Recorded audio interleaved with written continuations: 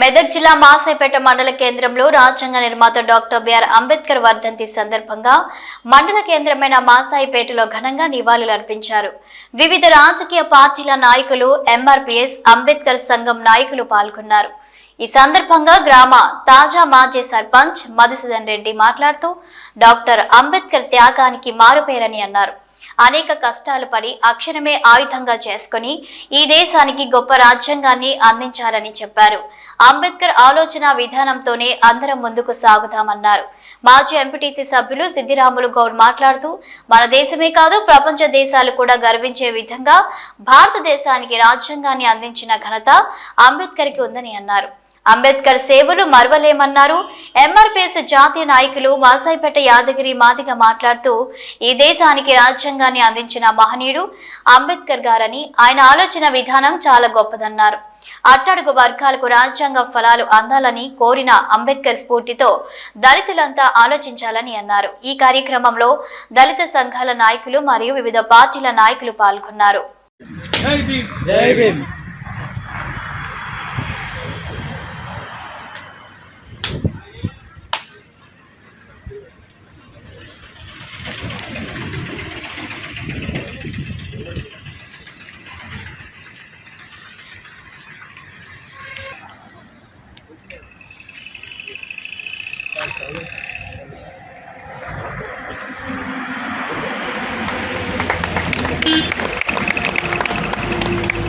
जय भीम जय भीम जय भीम जय भीम जय भीम जय भीम जय भीम जय भीम अमर है डॉक्टर बाबा साहेब अम्बेडकर अमर है डॉक्टर बाबा साहेब अम्बेडकर अमर है जय भीम जय भीम जय भीम जय भीम కొనసాగిస్తాం డాక్టర్ బాబాసాహెబ్ అంబేద్కర్ ఆలోచన విధానాన్ని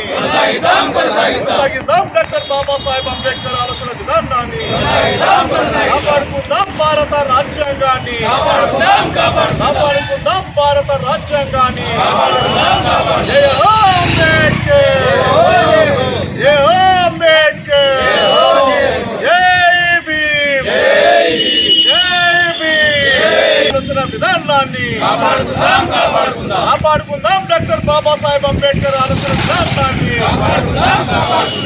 డాక్టర్ బాబాసాహెబ్ అంబేద్కర్ డాక్టర్ బాబాసాహెబ్. మండల కేంద్రంలో డాక్టర్ బిఆర్ అంబేద్కర్ గారి 68వ వర్ధంతి అత్యంత ఘనంగా జరుపుకోవడం జరిగింది.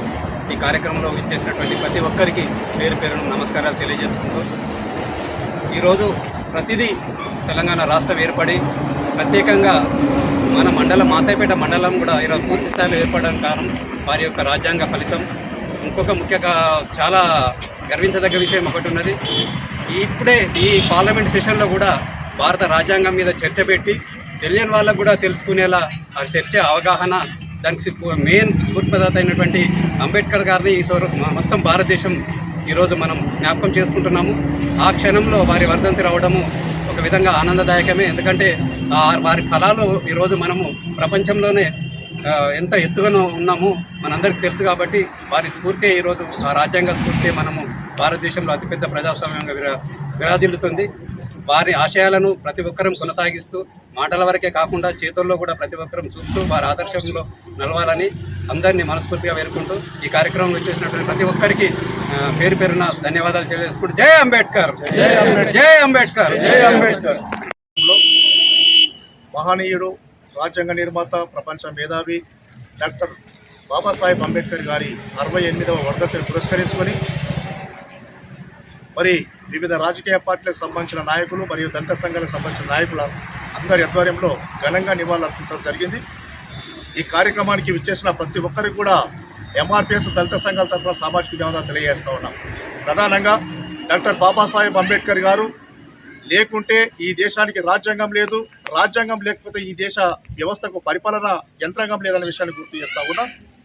మరి ఈ దేశంలో ఉన్న అగ్రకులాలకు సంబంధించిన వాళ్ళు డాక్టర్ బాబాసాహెబ్ అంబేద్కర్ మేధస్సును గుర్తించకుండా ఆంగ్లేయుల దగ్గరికి పోయి రాజ్యాంగం మాకు కావాలి పరిపాలించడానికి, మీ రాజ్యాంగం ఇవ్వమని చెప్పి అడిగినప్పుడు అక్కడున్న ఆంగ్లేయులు అంబేద్కర్ను గుర్తించి పోయినటువంటి అగ్రకులాలకు సంబంధించిన వాళ్ళని వాపసు పంపితే తప్ప అంబేద్కర్ మేధస్సును గుర్తించలేని అగ్రకులాల నాయకులు ఈ దేశంలో ఉండేదని విషయం గుర్తు చేస్తూ ఉన్నాం. అక్కడి నుంచి ఈ అంటరాని జాతిలో పుట్టిన డాక్టర్ బాబాసాహెబ్ అంబేద్కర్ ఈ దేశానికి దిశ దశ నిర్దేశించినటువంటి బలమైన ఒక భారత రాజ్యాంగం నిర్మించిన చరిత్ర ఒక డాక్టర్ అంబేద్కర్కి